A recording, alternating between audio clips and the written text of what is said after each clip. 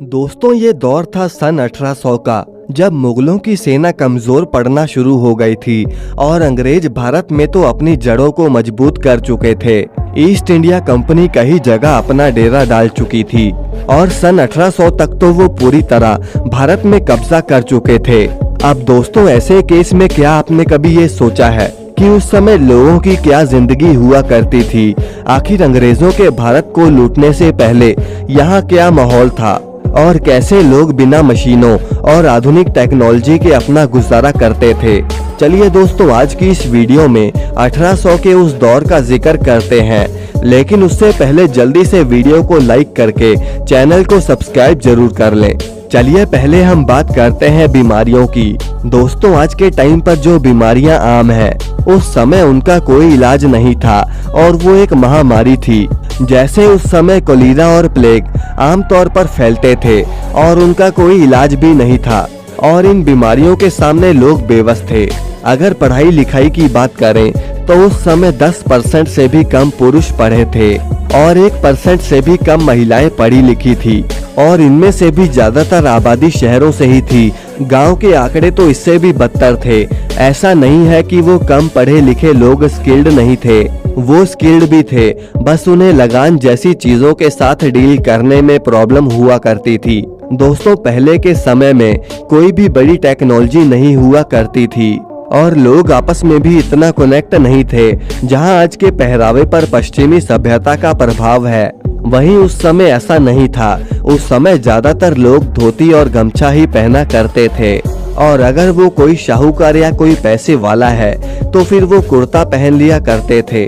बाद में तो अंग्रेजों की शर्ट और टी शर्ट को भी कुर्ता ही कहा जाने लगा। दोस्तों, आज के भारत में 130 करोड़ लोगों की आबादी हमारे भारत में हो चुकी है, लेकिन उस समय कुछ इतनी खतरनाक भीड़ भाड़ नहीं हुआ करती थी।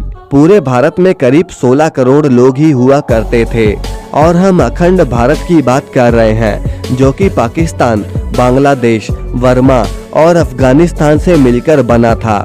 यानी कि जहां आज के इतने से भारत में इतनी आबादी है, वहीं इन 5 देशों में टोटल मिलाकर ही 16 करोड़ लोग थे। दोस्तों, उस समय अंग्रेज तो काफी ज्यादा अच्छे पैसे कमा रहे थे, लेकिन भारतीयों की हालत तो दिन बे दिन खराब होती चली जा रही थी।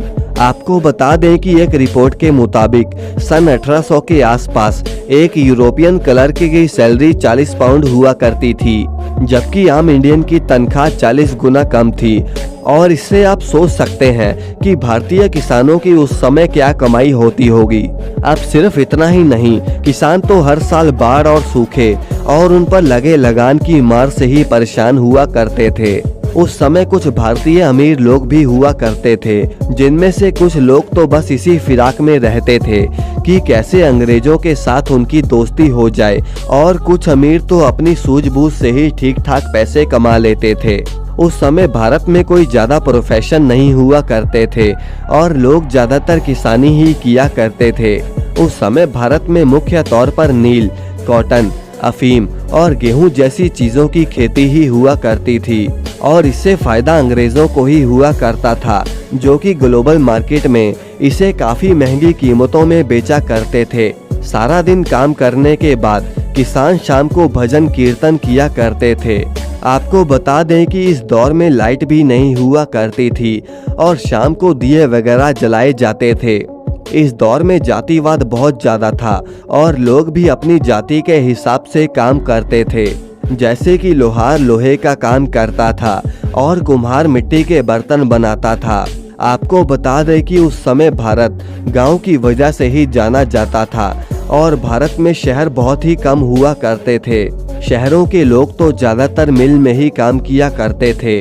अंग्रेजों के दौर में तो ज्यादातर कॉटन इंडस्ट्री सी हुआ करती थी। उस समय हाथों से ज्यादातर कारीगरी करी जाती थी। लोगों का काम बहुत मेहनत का हुआ करता था, क्योंकि उस समय बिजली नहीं हुआ करती थी और ना ही कोई टेक्नोलॉजी। इस समय हाथों से बनाए जाने वाले कपड़े अंग्रेजों की वजह से बंद होना शुरू हो गए, क्योंकि अंग्रेजों ने मशीन्स द्वारा कपड़े बनाने शुरू कर दिए, जो कि जल्दी तो तैयार हो ही जाते थे और उसकी कीमत भी बहुत कम हुआ करती थी। तो दोस्तों, ये थी आज की वीडियो। वैसे आपको कौन सा दौर ज्यादा अच्छा लगा, आज का दौर या 100 साल पहले का दौर? कमेंट करके हमें जरूर बताएं और इस वीडियो को लाइक करके चैनल